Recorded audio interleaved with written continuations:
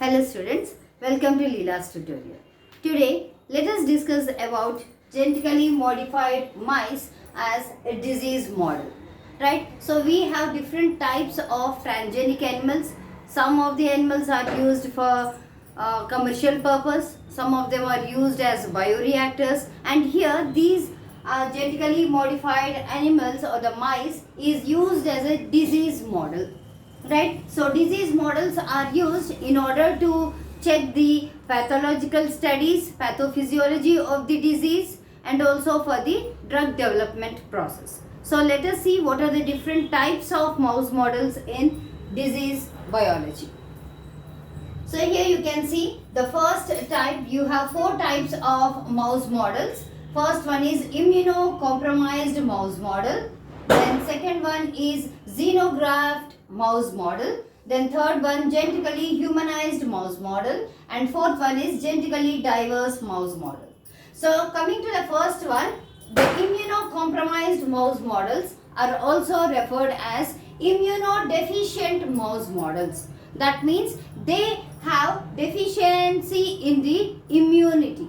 Right? Some of the immunocomponents of their immunity are inactivated or they are lost, right, because of this genetic modification.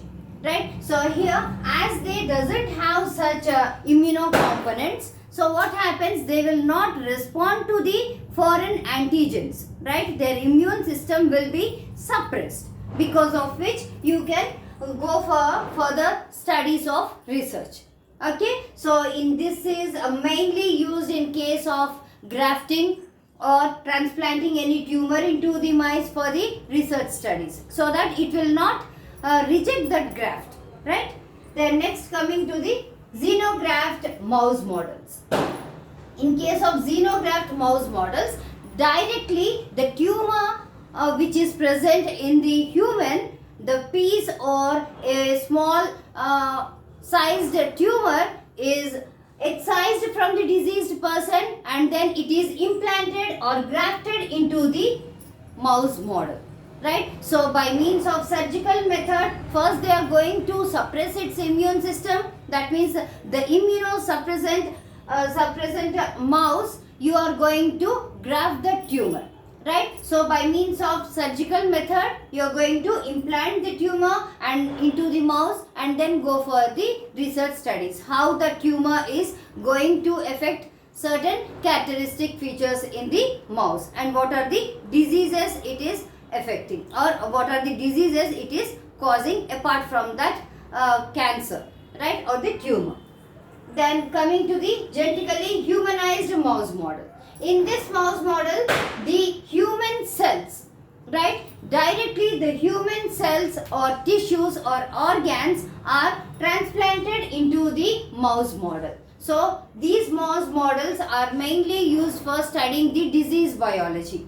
Right, so when you are transplanting the cells, organs or the tissues from the diseased person to the mouse model, they again they show the same characteristic features of the disease, and which will be easy for the scientists or the researchers to study the evaluation or study the evaluating the characters or the getting the results very easily.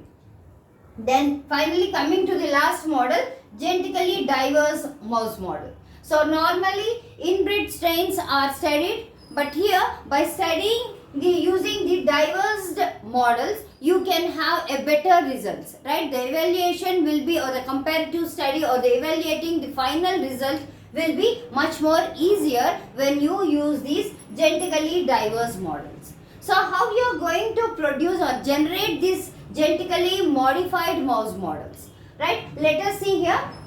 In this example, you have selected a female mouse and a male mouse which are standardized, which doesn't have any other diseases or which doesn't have any diseases.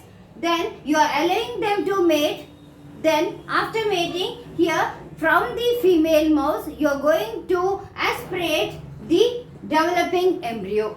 So here this embryo is at pronuclear stage.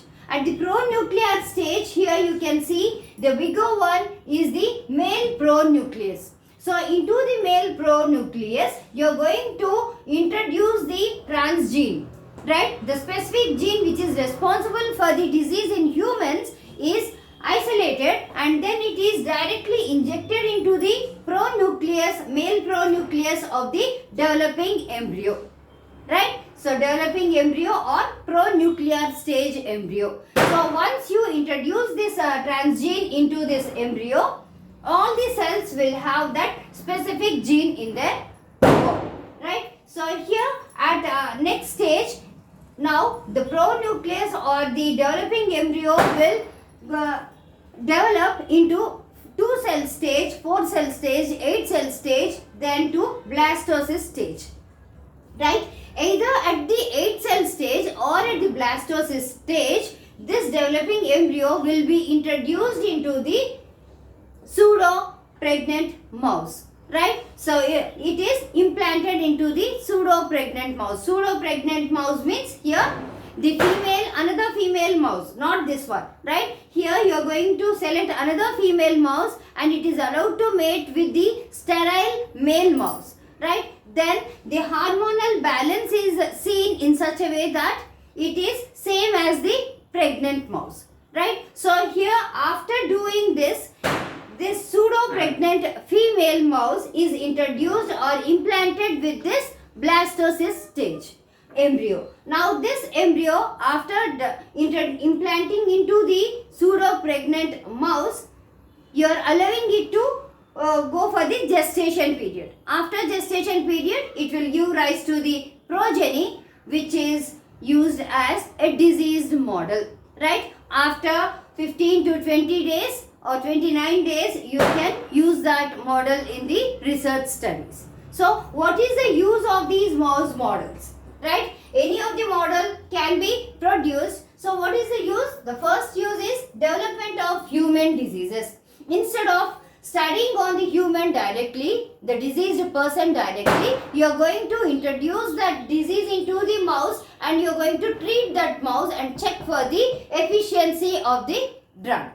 Then second one is use of novel drug testing. So once you produce a drug, what happens? You are going to test the drug whether it is efficient or safe on these model animals, right? Then next one is replicate specific pathology. So here the pathological studies of the disease can be studied on these mouse models, right? Then last one is to study the specific target genes. So not only these few diseases but also another genes which you have to study can be introduced into the mouse models and you can study each and every specific gene of interest. Is that clear? If you have any doubts, put it in comments and subscribe for further videos.